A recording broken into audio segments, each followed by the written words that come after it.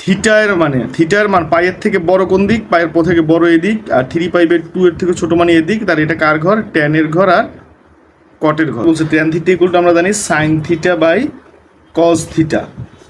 প্রিয় নবম দশম শ্রেণীর শিক্ষার্থীরা, আজকে আমরা উচ্চতর গণিতের 8.2 এর 2 নম্বর প্রশ্ন সমাধান করব। তো দেওয়া আছে কি কস থিটা ইকুয়াল টু -4/5 এবং পাই থিটার মান হচ্ছে পাইয়ের থেকে বড় এবং থ্রাইস π/2 এর থেকে ছোট। তাহলে ট্যান থিটা এবং সাইন থিটা এর মান নির্ণয় করো। তো আসো আমরা শুরু করি। কিভাবে করব? প্রথমে লিখব কি দেওয়া আছে, কি লিখব? দেওয়া আছে। কি দেওয়া আছে? যে cos theta is equal to -4/5, cos theta equal to -4/5। তাহলে আমরা কি করব? এটাকে আমরা কজের একটা সূত্র জানি। কি সূত্র? cos স্কয়ার থিটা আর হচ্ছে sin square theta plus cos square theta equal two 1। তাহলে সেখান থেকে আমরা cos স্কয়ার থিটার সূত্র জানি 1 - sin স্কয়ার থিটা। যেহেতু আমার sin থিটার মান বের করতে বলেছে, তাহলে আমরা স্কয়ারের সূত্রে নিয়ে যাই। তাহলে আগে কি করতে হবে? বর্গ করতে হবে।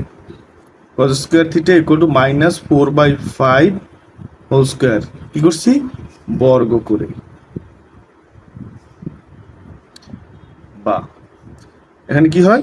cos square theta equal to মাইনাসের উপর স্কয়ার মানে প্লাস, 4 মানে হচ্ছে 4 এর স্কয়ার 16 আর 5 এর স্কয়ার হচ্ছে 25। হ্যাঁ, তারপরে কি সূত্র? তারপরে সূত্র হচ্ছে এটার সূত্র 1 - sin square theta. 1 - sin square theta থাকবে কি 16 - 25, বা 1 - 16/25 ইকুয়াল টু মাইনাসটা ওপাশে গেলে প্লাস সাইন স্কয়ার থিটা হয়। এখন যদি আমি এর পাশে লসাগু করি তাহলে কি হয়? 25 হয় লসাগু। 25 হয় লসাগু। তাহলে 25 অক্ষে 25 - 16 equal to sine square theta, বা এটা বিয়োগ করলে কি হয়?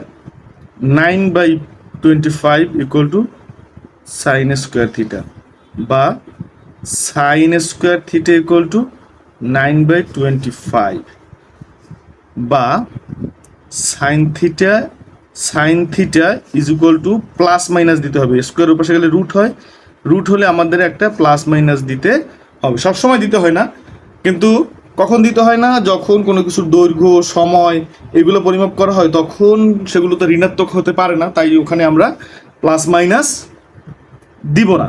আর বাকিগুলো ক্ষেত্রে আমরা প্লাস মাইনাস দিব। বা সাইন থিটা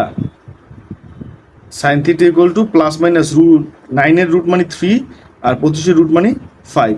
প্লাস আসছে আর মাইনাস আসছে। এখন আমাদের একটা শর্ত বলছে যে থিটার মান পাইয়ের থেকে বড় আর 3π/2 এর থেকে ছোট। তো আমরা জানি যে আমাদের এটা হচ্ছে π/2, এটা হচ্ছে 0, এটা হচ্ছে পাই, এটা হচ্ছে পাই, এটা হচ্ছে 3π/2, আর একবার ঘুরে আসলে এটা হচ্ছে 2π। হ্যাঁ, তাহলে থিটার মান পাইয়ের থেকে বড় কোন দিক, পাইয়ের থেকে বড় এদিক, আর 3π/2 এর থেকে ছোট মানে এদিক, তার এটা কার ঘর? ট্যানের ঘর আর কটের ঘর। ট্যানের ঘর আর কটের ঘর। তাহলে ট্যান আর কট ব্যতীত এই যে তৃতীয় চতুর্ভাগে সবগুলো কি হবে? ঋণাত্মক। তাহলে লিখবা কি? প্রদত্ত কোন শর্ত? পাই থিটা থ্রাইস π/2 শর্তানুসারে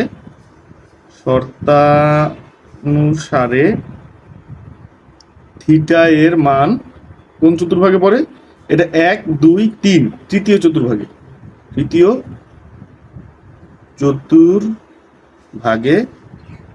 অবস্থিত। তাহলে তৃতীয় চতুর্ভাগে কি হচ্ছে? চতুর্ভাগে ট্যান ও কট ব্যতীত সবাই ঋণাত্মক।